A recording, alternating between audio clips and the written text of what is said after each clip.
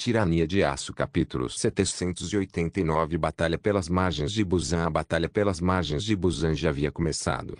Atualmente, Itami estava na proa de sua nau capitã e olhava através de sua luneta enquanto testemunhava o caos da guerra de longe. Depois de receber uma pancada implacável dos canhões navais japoneses, os defensores de Joseon que sobreviveram ao ataque inicial abandonaram os fortes que cercavam a costa. Os homens destemidamente correram para as margens em uma tentativa desesperada de forçar os invasores japoneses a lutar em combate corpo a corpo. Afinal, não havia como os generais japoneses atirarem em seus próprios soldados. Assim, eles perceberam que estariam a salvo do poder avassalador da marinha japonesa. O primeiro dos barcos a remo japoneses, que continha um esquadrão de soldados, chegou à costa, onde os homens a bordo se levantaram e dispararam uma saraivada contra os guerreiros Joseon. Os projéteis de chumbo perfuraram a armadura e a carne do inimigo enquanto reivindicavam suas vidas. No entanto, uma única rajada de um esquadrão não foi suficiente para prejudicar o exército que se aproximava. Em retaliação a este ataque, centenas de arqueiros de Joseon atiraram suas flechas e as lançaram sobre o esquadrão japonês. As flechas de bambu caíram do céu e choveram sobre o inimigo, perfurando suas túnicas de algodão e em sua carne. Antes que os japoneses pudessem recarregar e disparar outro tiro, eles foram transformados em almofadas de alfinetes. Ao ver um destino tão desagradável recair sobre seus compatriotas, aquelas almas corajosas que remaram em direção à costa apontaram seus rifles e dispararam contra o exército que se reunia. Uma nuvem de fumaça encheu o ar enquanto centenas de rifles lançavam chumbo em direção aos defensores de Joseon, que agora estavam nas margens esperando que as forças japonesas desembarcassem. Os invasores japoneses remaram sem medo em direção à costa enquanto atiravam nos defensores de Joseon entre suas ações. Quanto mais se aproximavam da costa, mais flechas caíam sobre eles. Foi um banho de sangue como Itami nunca tinha visto antes. Em sua vida passada, ela nunca foi enviada para uma zona de combate. Foi somente nesta vida que ela aprendeu como era reivindicar uma vida, e como era devastador perder os homens sob seu comando. Seu coração sangrou ao testemunhar centenas de seus soldados perfurados pelas flechas de bambu do exército Joseon. Ela nunca tinha sofrido tais perdas antes. Ela havia subestimado o efeito do arco e flecha e superestimado seu próprio poderio militar. Descobriu-se que o inimigo poderia forçá-la ao alcance de suas armas e, quando o fizeram, suas forças não blindadas sofreram muito. Ela cometeu um erro ao se preparar para a guerra com a Alemanha, quando deveria estar se preparando para a guerra com os reinos Joseon, Ainu e Ryukyu, que eram seus alvos imediatos. Centenas, se não milhares, de soldados japoneses morreram enquanto lutavam para desembarcar nas margens de Busan. No entanto, uma vez que eles encontraram o equilíbrio, eles foram rápidos em mudar a maré da guerra. O volume esmagador de fogo fornecido pelos rifles que os soldados japoneses empunhavam rapidamente diminuiu o número de Joseon, forçando o inimigo a atacar eles com suas armas brancas. No entanto, o exército japonês foi tão fácil de derrotar. Os soldados japoneses dispararam outra saraivada antes de atacar o grande corpo a corpo com suas baionetas afixadas. Eles gritaram seu grito de guerra enquanto empurravam suas lâminas para frente e para os torsos de seu inimigo. Tenoeika Banzai. Com esta carga suicida, dezenas de milhares de soldados japoneses avançaram com baionetas e espadas na mão. O destemor da morte em seus olhos enquanto eles derrubavam o inimigo rapidamente subjugou o moral dos defensores de Joseon, que, apesar de infligir pesadas baixas aos japoneses, estavam diminuindo rapidamente em número. Com sua artilharia derrubada e os soldados japoneses continuando a chegar às margens, o general Joseon olhou horrorizado enquanto seu exército era derrotado. No entanto, as forças de Itami não foram misericordiosas e imediatamente abriram fogo no momento em que os Joseon viraram as costas e fugiram. Tecnicamente, isso seria um crime de guerra na época em que Itami veio, fazendo com que ela mordesse o lábio de desagrado quando viu seus soldados atirando no inimigo em fuga. No mundo civilizado, devia-se dar quartel a um inimigo derrotado.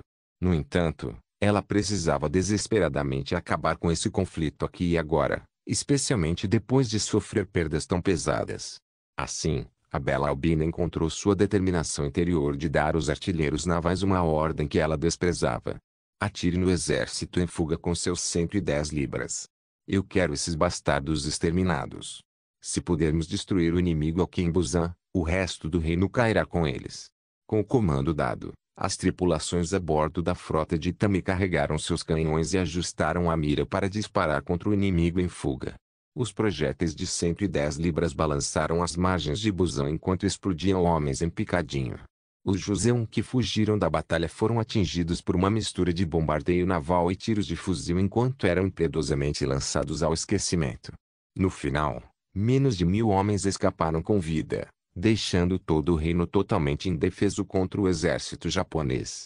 Depois que a costa estava segura, Itami pegou seu próprio barco a remo e pousou na margem, onde pisou na areia ensanguentada e contemplou a cena sangrenta. Dezenas de milhares de corpos jazem nas praias. Se ela já não estivesse tão acostumada com a morte, então a mulher teria vomitado por toda a praia. Perto, um japonês parecia um porco-espinho com a quantidade de flechas que estavam presas em seu corpo. Ele havia morrido ajoelhado, fincando a bandeira do sol nascente no solo coreano. O estandarte estava esfarrapado e chamuscado pela batalha feroz que ocorrera apenas momentos atrás. Se alguém olhasse a alguns metros de distância, veria o corpo de um soldado japonês que teve a cabeça decapitada por um espadachim coreano. Esse mesmo espadachim está morto a meros 60 centímetros de distância com um enorme buraco no peito causado pelos projéteis de grande calibre usados nos fuzis japoneses. Ele havia morrido com a espada na mão. Encostado a uma pedra estava um jovem que não tinha mais de 18 anos. Este soldado tinha várias flechas embutidas em seu torso e estava à beira da morte. Ele olhou para a imperatriz em seu uniforme militar enquanto ela caminhava pela morte que a cercava com uma expressão estoica em seu lindo rosto. Ele reuniu a pouca força que restava em seu corpo para alcançá-la e chamar o título pelo qual seus soldados mais leais a chamavam. Kami-sama. Itami desviou o olhar para o moribundo e viu que ele ainda estava segurando o rifle em uma das mãos. Lágrimas escorriam por seus olhos enquanto ele contemplava a beleza da deusa da guerra, que estava mais perto dele do que nunca. Itami só pôde suspirar ao ver isso antes de se ajoelhar ao lado do homem e confortá-lo em seus últimos momentos. Ela colocou a cabeça do moribundo em suas coxas de marfim, que estavam escondidas por uma saia, antes de fechar os olhos para ele e confortar a pobre alma que estava prestes a entrar na vida após a morte. Você lutou bem. Descanse agora. Você mais do que mereceu. Pouco depois, o homem faleceu com um sorriso amargo nos lábios. No mínimo, sua deusa lhe deu um travesseiro de colo antes de falecer deste mundo. Apesar da morte do homem, Itami ficou algum tempo com a cabeça no colo dela. Eventualmente, seu general líder se aproximou da cena e viu o olhar angustiado no rosto da mulher. Ela estava claramente tentando seu melhor para não chorar.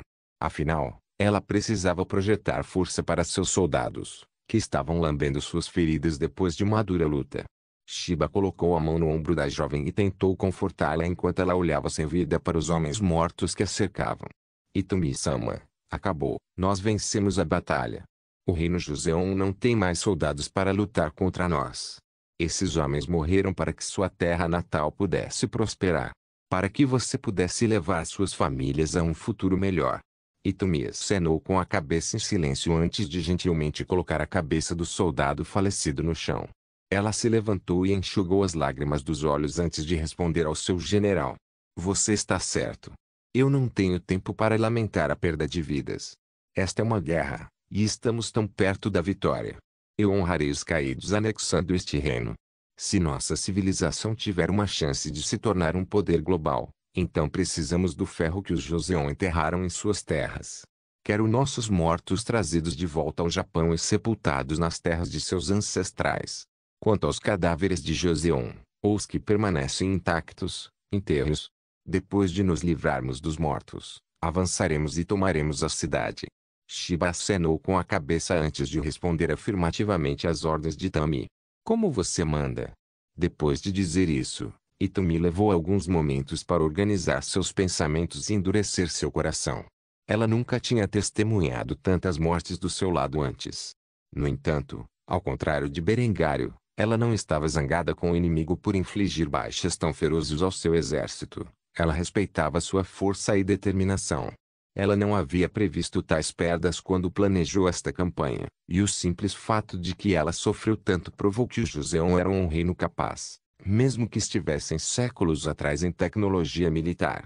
O inimigo já havia sofrido o suficiente, e ela não agiria com vingança quando finalmente os governasse. Tirania de Aço capítulo 790. Destronando o rei húngaro. O rei da Hungria estava sentado em sua sala do trono. Chegaram-lhe aos ouvidos notícias perturbadoras sobre a derrota do papado. Nesta tentativa fracassada de derrotar a Alemanha, o mundo católico enviou centenas de milhares de homens para a morte. Mal tinha se passado um mês desde que esta guerra começou, e mais da metade do exército da Hungria já estava morto. A Hungria já estava sofrendo um colapso econômico após as sanções que foram postas em prática contra a Alemanha. No entanto, as perdas que sofreram nesta guerra foram um desastre absoluto. Era apenas uma questão de tempo até que a fome tomasse conta da Hungria e matasse milhões. Em retrospectiva, o monarca húngaro percebeu que nunca deveria ter respondido ao chamado do papado para uma cruzada na Terra Santa.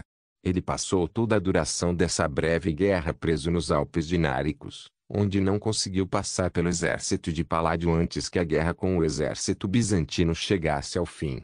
No entanto, outra oportunidade de glória apareceu logo depois, e dentro de 72 horas de marcha na fronteira alemã, a Hungria havia perdido mais de 400 mil homens. O rei testemunhou pessoalmente seus homens marcharem para a armadilha mortal que era a fronteira alemã. Ele só podia assistir com horror como seus homens explodiram em pedaços pela artilharia, retalhados em pedaços pelo fogo de metralhadora e fragmentados por minas terrestres. A pergunta que ele fazia a si mesmo, mesmo agora, era que tipo de boceta sádica projetaria tais defesas de fronteira insanas. O monarca húngaro só podia suspirar pesadamente enquanto descansava a cabeça cansada na palma das mãos. Berengar von Kufstein era de fato um babaca sádico, mas não era como se ele tivesse nascido assim. Não, o homem tinha sido levado a uma ação tão implacável. Afinal, ele estava cercado por nações hostis que estavam apenas esperando a oportunidade de atacar. Foi só agora que o rei húngaro percebeu que a Igreja Católica deveria ter se unido contra Berengário quando ele era simplesmente um pequeno conde. Essa era a sua única chance de derrotá-lo. No entanto, anos de lutas internas e guerras por procuração enfraqueceram o poder e o tesouro do papado a ponto de agora dependerem inteiramente de tropas camponesas para atacar o Império Alemão. Pensar que um homem que nasceu para herdar um baronato humilde era suficiente causaria tais problemas ao mundo católico. O rei da Hungria tinha que admitir que Berengar von Kufstein havia tocado a Igreja Católica como um violino nos últimos 10 anos.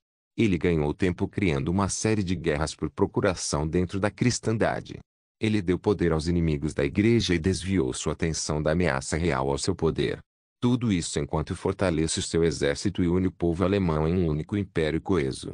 A verdade é que o jogo foi manipulado desde o início. Desde o momento em que Berengário se tornou inimigo da Igreja, ele os forçou a jogar de acordo com as suas regras. Qual foi o resultado deste enorme jogo de xadrez? O papado se foi, o reino da França foi enfraquecido além do reparo. O exército inglês e a Ordem do Dragão Vermelho foram obliterados no Egito. Bálsamo Corsini e o Duque da Borgonha estavam mortos e enterrados em uma cova anônima em algum lugar no sul da Itália, e o rei polonês teria se afogado no fundo do Mediterrâneo junto com todo o seu exército. Tudo o que realmente restou nessa luta foi a Hungria, e ainda assim eles foram cercados de ambos os lados pela Alemanha e seus aliados bizantinos. Berengar von Kufstein estava marchando seu exército em direção à sua fronteira oriental em uma tentativa de invadir a Hungria com um ataque de pinça. Não importa em que solução o rei da Hungria pensasse, ele só podia ver sua morte iminente. Ele estava frenético e sofria de queda de cabelo devido à sua tendência de puxar o cabelo da cabeça quando estava estressado. Até agora, tudo o que restava eram alguns cachos de cabelo espalhados aleatoriamente por toda sua cabeça careca. Enquanto o rei da Hungria meditava em silêncio, a porta da sala do trono se abriu e um visitante inesperado apareceu com vários homens armados a reboque. O rei da Hungria olhou para seu convidado com choque nos olhos. Era o filho de um de seus generais recentemente falecidos. O homem estava cercado pelo que pareciam ser outros homens de destaque no reino, todos armados com revólveres alemães. Antes que o rei pudesse expressar seu choque, o homem falou com ele com um tom severo em sua voz. Vossa Majestade o rei Tamás Balaz, chegou a hora de você renunciar. O povo da Hungria não apoia mais seu governo e mudou-se para substituí-lo antes que os alemães invadam nossas terras e saquem nossas cidades. Se você se render voluntariamente, eu prometo que você terá um julgamento justo. Resista e você morrerá aqui hoje. O homem em questão não era outro senão o irmão mais velho de Noemi, Vasily Victor. Ao saber da morte de seu pai na fronteira alemã, o jovem assumiu todo o poder em sua família e secretamente conspirou com a inteligência imperial para unir as várias famílias ricas da Hungria contra seu rei. Agora que Berengário estava marchando com seu exército para a Hungria, Victor percebeu que o tempo era essencial e forçou sua entrada no Palácio Real para prender o atual monarca e entregá-lo aos alemães. Foi um golpe de estado em todos os sentidos da palavra. O rei húngaro ficou indignado quando viu que sua própria nobreza havia conspirado contra ele. Ele rapidamente ordenou que os seus cavaleiros atacassem os intrusos. Traga-me as cabeças desses traidores imundos. Antes que os cavaleiros húngaros pudessem desembainhar suas lâminas, os rebeldes abriram fogo contra eles com seus revólveres crivados de balas em todos os guarda-costas do rei. O sangue escorria da armadura de aço que os cavaleiros húngaros usavam como água em uma peneira antes de cair sem vida no chão. O rei húngaro ficou chocado com a rapidez com que eles foram derrotados e instantaneamente se ajoelharam em rendição antes que Victor pudesse executá-lo. Eu me rendo. Eu me rendo. Victor zombou com desdém quando ouviu isso antes de ordenar que seus homens amarrassem o rei e o arrastassem para longe. Levem-no embora, rapazes. Os rebeldes rapidamente fizeram o que foram ordenados e colocaram amarrações de aço nos pulsos e tornozelos do rei antes de arrastá-lo para a masmorra. Depois que o monarca anterior foi removido, Victor pegou sua coroa, que havia caído no chão durante o caos. Ele olhou para ela atentamente por alguns momentos em silêncio antes que um de seus companheiros questionasse suas ações. E agora? Quem se tornará o novo rei? Quando Victor ouviu isso, ele riu levemente antes de jogar a coroa de lado como se fosse um frisbee comum. Ele então respondeu à pergunta do homem com um olhar sombrio no rosto. Isso não é para nós decidirmos. O rebelde olhou para Victor com uma expressão preocupada no rosto antes de protestar. O que você quer dizer? O povo húngaro não deveria decidir quem é o rei agora que removemos o antigo? Em resposta a isso, Victor apenas zombou e colocou a mão no ombro do homem antes de falar sobre o que estava prestes a acontecer. Em um mundo ideal. Sim. No entanto, este mundo está longe de ser ideal. É um mundo onde agora somos governados pelo Reich. Pela primeira vez em um milênio, a sede do poder no mundo ocidental mudou de Roma para outra cidade, Kufstein. Não se engane, sob o governo do Reich, nenhum homem será coroado rei a menos que tenha a aprovação do Kaiser. Assim como o papado costumava coroar imperadores no passado, agora o rei vai coroar os pequenos reis da Europa. Esta é a nova ordem mundial, e é melhor você se acostumar com ela. Porque com o poder dos militares alemães, não há ninguém nesta terra que possa derrotá-los em um conflito armado. Assim, entregarei esta coroa sem valor a Berengar von Kufstein quando ele chegar às nossas fronteiras, e ficarei sentado como um cão obediente enquanto ele coroa quem quer que seja seu fantoche. Espero que possamos contar com a assistência do Reich, porque com todos os jovens que morreram nesta guerra tola, o futuro da Hungria parece sombrio. O rebelde não disse uma palavra para contrariar a opinião de Victor. Afinal, tudo o que ele disse era verdade. Em vez disso ele abaixou a cabeça e orou a Deus para que a Alemanha fornecesse ajuda à Hungria ou então a subserviência a uma potência estrangeira era a menor de suas preocupações. Tirania de Aço capítulo 791 Um convidado estimado do Extremo Oriente Zuzi estava de pé nas docas de Trieste e olhava para os arredores com espanto. A princípio, quando seu pai o enviou da poderosa e próspera dinastia Min para alguma nação bárbara no extremo oeste, isso o desagradou. Embora não tenha protestado verbalmente, passara toda a viagem até as margens do Reich de Malmur. No entanto, depois de atravessar o Passo do Kaiser, ele mudou de visão. Afinal, as enormes pontes de aço que ficavam bem acima do canal eram feitos impressionantes de engenharia. Embora não quisesse admitir, mesmo os melhores engenheiros de seu país não conseguiriam criar essas coisas. Se as pontes o impressionaram, no momento em que entrou nas docas de Trieste, sua mente ficou completamente perdida. Trieste não era apenas um importante centro comercial do Império, mas também seu principal estaleiro naval. Embora houvesse outros lugares espalhados pelo Adriático, Báltico e Mar do Norte, Os construtores navais mais experientes do Império chamavam Trieste de lar. Foi por isso que a cidade foi considerada a segunda cidade mais importante dentro das fronteiras do Reichi, portanto, recebeu prioridade no que diz respeito ao planejamento da cidade, como a iluminação pública. No entanto, felizmente para Zuzi, ainda era meio-dia e, por causa disso, as luzes da rua não estavam acesas. Caso contrário, ele poderia ter tido um ataque cardíaco. Embora as luzes da rua não estivessem acesas, ele testemunhou outra coisa que o chocou profundamente. Um comboio de caminhões militares baseados nos projetos recentes de Berengar passou por ele nas ruas enquanto transportavam várias toneladas de aço para os estaleiros onde o casco de um enorme navio estava quase pronto. Ele ficou surpreso ao ver um veículo tão monstruoso, especialmente considerando que não havia animais de carga puxando-o. No entanto, o choque que teve no coração com o comboio de caminhões não se comparava ao que sentiu quando seus olhos caíram sobre o gigante de uma embarcação que estava sendo construída nos estaleiros. Ele sempre se orgulhara da poderosa frota que a dinastia Ming possuía, mas esse navio de guerra de aço ofuscava até mesmo o maior navio sob comando de sua família. De repente, ele sentiu como se o orgulho e a alegria do imperador fossem motivo de riso. Este navio foi o SMS Linde, o primeiro de uma linha de super-dreadnoughts que Berengar pretendia construir como seus principais navios de guerra navais. Um desses navios seria suficiente para desafiar o poder naval do mundo inteiro neste momento. No entanto, ele pretendia construir 10 frotas de navios compostas por 7 navios de guerra da classe Linde e 3 cruzadores de batalha da classe Honoria. Quanto aos cruzadores da classe Adela, eles seriam usados como escolta para os novos navios de carga que estavam em construção. Ainda assim, a visão dessas enormes naves de aço quase deu ao príncipe Ming um ataque cardíaco. Ele rapidamente desviou o olhar dos estaleiros e fez a um de seus tradutores a pergunta em sua mente. A que distância fica a capital onde reside esse chamado Kaiser? O príncipe trouxe consigo uma série de intérpretes para se comunicar efetivamente com os alemães. Assim, levou alguns instantes para que as palavras fossem traduzidas do chinês para o alemão e vice-versa. Aproximadamente 325 quilômetros ao perceber que o príncipe não entendia o sistema métrico que Berengar havia introduzido em seu império, os tradutores passaram mais alguns momentos convertendo o número no sistema de medida Ming. No momento em que Zuzi ouviu a distância em termos que ele pudesse entender, ele reagiu com choque. Então vamos levar mais algumas semanas para chegarmos à capital deste reino. Como eles conseguem manter seu império tão longe de sua costa mais próxima? O tradutor que falava alemão deu uma risadinha ao ouvir o comentário do príncipe.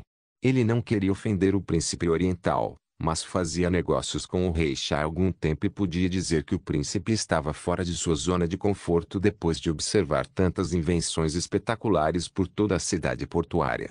Ele corrigiu o pensamento do homem antes de apontar para a estação de trem. Tudo o que precisamos fazer é pegar o trem e poderemos chegar a Kufstein em questão de horas. Ao ouvir essas palavras traduzidas em sua própria língua, o príncipe tinha muitas perguntas em mente, mas acabou decidindo ficar quieto e testemunhar o evento por si mesmo. Seu grupo atravessou a cidade por algum tempo antes de chegar à estação de trem, onde encomendaram algumas passagens de primeira classe para viajar para Kufstein. Zuzi embarcou no trem com seu grupo e ficou surpreso ao ver o interior luxuoso do vagão de primeira classe. Ao longo de toda a viagem de Trieste a Kufstein, ele testemunhou muitos pontos turísticos incríveis antes de sair e entrar na grande capital do Império Alemão. Se ele pensava que Trieste era excepcional, então Kufstein era algo de outro mundo. Barcos a vapor fluíam pelo rio que dividia a cidade, transportando mercadorias do resto dos reinos europeus que ficam no Reno e no Danúbio. Veículos circulavam pelas ruas em número limitado, como carros de polícia, caminhões de bombeiros e automóveis pessoais de políticos. Por fim, ele e seu grupo entraram em um ônibus que se dirigia para o bairro do Palácio e contemplaram a impecável arquitetura alemã com espanto nos olhos. Da estátua colossal que ficava na colina com vista para a cidade, ao Reichstag, a grande catedral e até a arena que estava em construção. Havia tantos locais notáveis que chamavam a atenção. Isso não quer dizer que a dinastia Ming não tivesse suas próprias cidades incríveis, mas Kufstein era simplesmente estranho para ele. De todas as visitas diplomáticas que fizera durante sua vida como príncipe imperial, tinha certeza de que nunca tinha visto uma cidade que rivalizasse com Pequim. No entanto, se houvesse uma cidade que pudesse reivindicar tal feito, seria Kufstein. Eventualmente, a delegação Ming chegou ao Palácio Imperial, que pertencia à dinastia von Kufstein, e ficou do lado de fora de seus portões, onde os guardas os receberam. Evidentemente, o palácio havia sido informado da visita dos Ming e se preparara para esta ocasião. Os guardas rapidamente alertaram o príncipe Ming sobre a situação atual. O que ele ficou chocado ao ouvir, considerando como a vida era pacífica nas fronteiras do Reich. Peço desculpas, Alteza. No entanto, o Kaiser está atualmente em guerra com nossos vizinhos. Ele está marchando em direção à Hungria enquanto falamos. Você escolheu um momento muito ruim para visitar. No entanto, tenho certeza, ficaríamos felizes em entretê-lo no palácio até que ele retorne de sua vitória iminente. O príncipe ficou surpreso quando soube que o imperador estava em guerra. Ele não tinha visto a menor preocupação nos olhos dos cidadãos alemães. Era como se estivesse em guerra com mais de um reino. Eles sentiram como se não tivesse nenhum efeito em suas vidas diárias. Mesmo que o exército Ming fosse para a guerra com os bárbaros na fronteira, ainda afetaria a vida das pessoas dentro do reino em alguma pequena compacidade.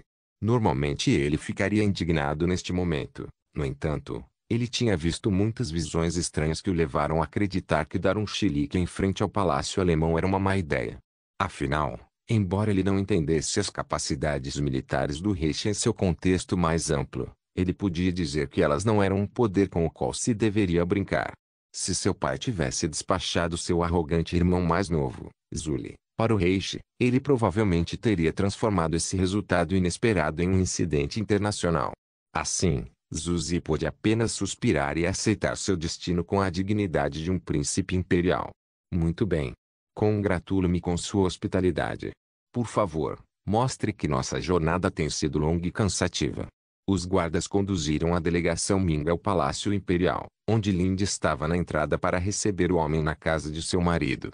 Ela usava um vestido azul celeste, com joias de ouro branco incrustadas com topázio importado do Império Anandpur.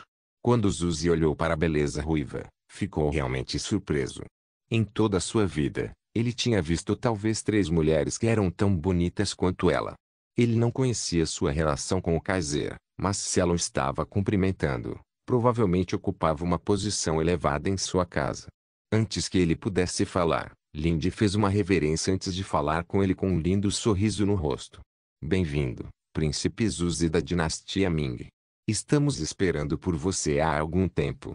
Eu sou Kaiserin Lind von Kufstein, segunda esposa do Kaiser Berengar von Kufstein. Peço desculpas em nome de meu marido por ele não estar disponível para recebê-lo pessoalmente, mas ele está atualmente ocupado lutando contra os inimigos de nosso império. Por favor, entrem e descansem suas almas cansadas. Tenho certeza que a jornada para Kufstein foi longa e árdua. No momento em que o homem soube que Lind foi levada, ele suspirou dentro de seu próprio coração. Ele lamentou o fato de não poder levar para casa uma beleza tão suprema. No entanto, depois de testemunhar a tecnologia avançada que era empregada no Reich e o grande navio de guerra de aço que estava em construção, ele não desejava fazer do Kaiser um inimigo. Em vez disso, ele usava um sorriso amigável em seu rosto bonito enquanto aceitava a gentileza de Lind antes de entrar no palácio. Agradeço a sua hospitalidade. A viagem foi longa, por favor, se não se importa, gostaria de descansar os pés. Dito isto, Lind conduziu o homem ao palácio onde ordenou aos criados que o ajudassem a instalar-se. Leste. Tirania de Aço capítulo 792 Almoço com o príncipe Ming. Lind sentou-se à cabeceira da mesa de jantar no Palácio Real. Ela estava sozinha quando se encontrou com o príncipe imperial da dinastia Ming, Zuzi. As únicas outras pessoas presentes na sala eram os tradutores do homem e membros da Reichsguard cujo dever era proteger a família imperial em todos os momentos. Os guardas estavam sempre atentos ao príncipe imperial. Se ele mostrasse o menor sinal de hostilidade ou sedução, eles não hesitariam em prendê-lo. No entanto, o homem estava calmo e controlado. Ele não tinha a intenção de perseguir Lind, não importa o quão atraente ele pudesse achá-la. Na verdade, ele estava mais interessado na guerra que o Kaiser estava lutando e rapidamente perguntou sobre isso. Você disse que seu marido está em guerra, mas até onde eu posso ver, todos dentro do seu império parecem estar agindo sem a menor preocupação no mundo. Você se importa em explicar por que isso pode ser? Nunca vi uma nação em guerra agir tão despreocupada. Lindy tomou um gole de seu vinho e uma mordida em seu schnitzel enquanto entretinha seu convidado do Oriente. Enquanto Berengário estava fora, ela era a chefe da casa, o que significava que cuidava de todas as visitas diplomáticas. Embora Zuzi achasse estranho que a mulher tivesse tanto poder, ele não faria papel de idiota comentando sobre isso. O fato de o homem ter sido tão educado deixou Lindy desconfiada, mas ela guardou isso para si mesma e decidiu agraciar o homem com as informações que ele desejava. Afinal, não era um segredo. Meu marido, em sua busca pelo poder, irritou a maioria de nossos vizinhos, mas ninguém mais do que o papado. Na Europa, a religião dominante também é uma entidade política que detém considerável influência sobre todos os outros reinos. Para simplificar, meu marido rompeu com a tradição religiosa em busca da autoridade secular e irritou essa instituição religiosa. Nos últimos 10 anos, o papado vem tentando destronar meu marido, e agora eles declararam uma guerra santa contra o rei em sua última tentativa de fazê-lo. No momento, estamos em guerra com um total de 5 reinos diferentes e a própria igreja. A maioria desses reinos compartilha uma fronteira conosco.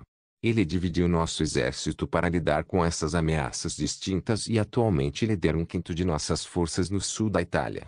A última informação que recebi das linhas de frente é que meu marido conseguiu uma vitória esmagadora contra as forças do papado, do reino de Nápoles e do ducado da Borgonha. Ele agora está marchando em direção à Hungria para se unir às suas forças na região e acabar com sua oposição. Zuzi olhou em choque para Lindy. Ele ficou tão surpreso com essa notícia que nem provou o schnitzel enquanto comia. Uma nação estava em guerra com 5 de seus vizinhos e já havia tirado 3 deles do conflito. Como isso foi possível? Ele precisava de esclarecimentos e rapidamente perguntou sobre isso. Você está me dizendo que seu marido está lutando uma guerra com 5 inimigos e já está vitorioso contra 3 deles? Lindy tinha um sorriso presunçoso em seu rosto bonito enquanto dava outra mordida em seu schnitzel antes de responder ao homem. 6 inimigos, e nós eliminamos 5 deles. O papado pode ser uma instituição religiosa, mas tem seus próprios exércitos. Ou devo dizer, o que resta dele se espalhou ao vento. Zuzi ficou em silêncio ao ouvir esta notícia. Ele não sabia se a mulher estava mentindo para ele, mas a julgar por algumas das coisas que ele tinha visto em sua viagem para Kufstein, ele tinha certeza de que ela não estava exagerando nem um pouco. Ele rapidamente fez a próxima pergunta em sua mente. Há quanto tempo esta guerra está acontecendo? Lindy nem precisou pensar na resposta. Ela rapidamente deixou escapar como se fosse a coisa mais normal do mundo, sem perceber o quão chocante a informação deve ser para um homem que estava acostumado a lutar guerras por anos a fio. Alguns meses, não mais do que 3. Por que você pergunta? Zuzi ficou atordoado mais uma vez. Ele simplesmente não pôde apreciar a deliciosa refeição que havia sido preparada para ele ao ouvir notícias tão surpreendentes sobre as proezas militares do Império Alemão. Ele só pôde comentar incrédulo. Nenhuma razão. Seu marido deve ser um general capaz para fazer isso. Zuzi não queria mais falar sobre a guerra da Alemanha e, em vez disso, abordou outro assunto que, segundo ele, aliviaria seu sofrimento. Sou grato pela hospitalidade que você me mostrou até agora. Percorri um longo caminho, e esta refeição é realmente deliciosa. A notícia da ausência de seu marido foi um pouco perturbadora, mas como um homem que já esteve na guerra, eu entendo que essas coisas têm precedência. Acho que terei que ser paciente e esperar antes de poder dar a ele a notícia que vim de tão longe para entregar. Lindy sorriu graciosamente quando ouviu isso, mas estreitou os olhos em escrutínio. Quando ela inicialmente aprendeu a verdadeira identidade de Berengário, ela recebeu uma lição de história sobre o mundo de onde Berengário veio, que compartilhava muitas semelhanças com aquele em que viviam agora. Naturalmente, ela sabia tudo sobre a dinastia Ming, sua cultura, seu prestígio, suas atitudes em relação aos estrangeiros e suas proezas militares. O fato de que um príncipe imperial a estivesse tratando, uma mulher do que poderia ser percebido como um reino bárbaro com toda a dignidade e respeito, significava que algo o havia assustado em sua jornada pelo Reich. Se ele tinha vindo até Kufstein para dar alguma notícia pessoalmente, Então havia naturalmente um pedido ligado a isso. Ao pensar sobre o estranho poder do leste que usava navios a vapor e armas avançadas, ela não pôde deixar de concluir que os Ming estavam em desacordo com eles, ou eram cautelosos com eles e buscavam uma poderosa aliança para detê-los. Ela não teve medo de perguntar sobre o motivo da visita do homem, e rapidamente o fez depois de calmamente dar outra mordida em sua comida. Você está se referindo àquela potência oriental com os navios a vapor de madeira? Ao ouvir a mulher se dirigir tão despreocupadamente ao Império Japonês, Zuzi chocou mais uma vez. Ele sentiu que seu coração não aguentaria mais surpresas. No entanto, sua curiosidade levou a melhor e ele rapidamente perguntou sobre o que ela sabia sobre os japoneses. Você sabe sobre o Império Japonês? Você já entrou em contato com eles? Lindy procurou em sua memória a lição de história que Berengário lhe dera e imediatamente tomou nota do termo Império Japonês. De sua compreensão da história daquele mundo, eles deveriam estar à beira de uma grande guerra civil. Se eles não estivessem usando navios a vapor e armas avançadas, então o espião veterano simplesmente classificaria isso como uma mudança normal na linha do tempo. Afinal, houve muitas mudanças na parte ocidental deste mundo e aquela de onde Berengário veio. No entanto, a existência de tal tecnologia moderna combinada com a mudança na linha do tempo apenas confirmou os pensamentos originais de Lindy. Havia um reencarnado entre as fileiras da sociedade japonesa. Ela sabia bastante sobre a história do Japão, mais do que sobre a China. Pela maneira como Berengário falou sobre eles, eles foram impressionantes para subir de uma pequena nação insular a uma grande potência que rivalizava com os impérios europeus em seu auge. No entanto, ela também sabia que eles careciam severamente de recursos naturais, pois Berengário deixou isso bem claro para ela. Se os japoneses estavam armando os bengaus, então eles claramente tinham uma razão para fazê-lo. Ela simplesmente não conseguia descobrir o que era com sua informação limitada. Assim, após vários momentos de silêncio, ela cutucou Ozuzi para obter mais informações. Na verdade, eu sei muito pouco sobre o Império Japonês. No entanto, a partir das informações que pude obter, posso dizer com certeza que, se nos encontrarmos em um conflito armado com eles, o Reishi sairia vitorioso. Você não me diz o que sabe para que, quando meu marido voltar para casa, eu possa convencê-lo a apoiá-la. Zuzi suspirou de alívio quando ouviu que o conhecimento de Lindy sobre os japoneses era limitado. Isso significava que ele ainda tinha uma moeda de troca. Embora ela fosse uma mulher, o Kaiser a encarregou de cuidar dos assuntos da dinastia enquanto ele estava em guerra, e ela também parecia ser excepcionalmente inteligente. Ele sentiu como se pudesse confiar nela com as informações que ele obteve de seu pai. Após vários momentos de deliberação, ele falou com ela sobre o que sabia. Se você sabe sobre os japoneses, então certamente você sabe sobre o Joseon, certo? Lindy tinha uma mente rápida e, com base nas informações que recebera de Berengar, pôde rapidamente extrapolar exatamente porque os Ming decidiram visitar o Reishi, especialmente depois que as notícias do passo do Kaiser chegaram a seus ouvidos. Pela primeira vez desde que a conversa começou, Lindy ficou totalmente chocada, tanto que deixou cair o garfo ao ouvir isso. Você não quer dizer ao ver a beleza ruiva tão perturbada? Zuzi se sentiu realizado e rapidamente a cortou antes que ela pudesse estragar sua diversão. O Japão invadiu o reino Joseon. Eles pretendem anexar a região e usar seus depósitos de ferro para seus próprios propósitos. Não sei exatamente por que eles precisariam de tanto ferro, mas esse parece ser o objetivo deles. Lindy pensou rapidamente no que isso significava. Isso significava que o Japão pretendia expandir rapidamente suas forças armadas nos próximos 2 anos.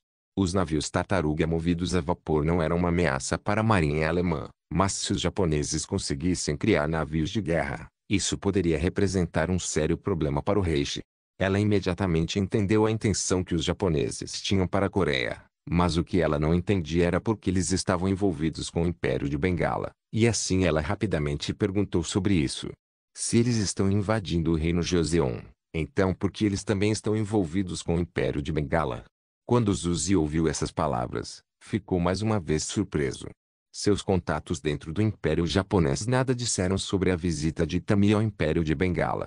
Tanto o príncipe Ming quanto a imperatriz alemã continuariam a ter uma longa conversa sobre Itami e seu império durante um delicioso almoço. Não se esqueça de deixar o link e de se inscrever no canal. Por favor, certifique-se de verificar meus outros vídeos. Tenho certeza que você vai gostar deles. Solém irmãos.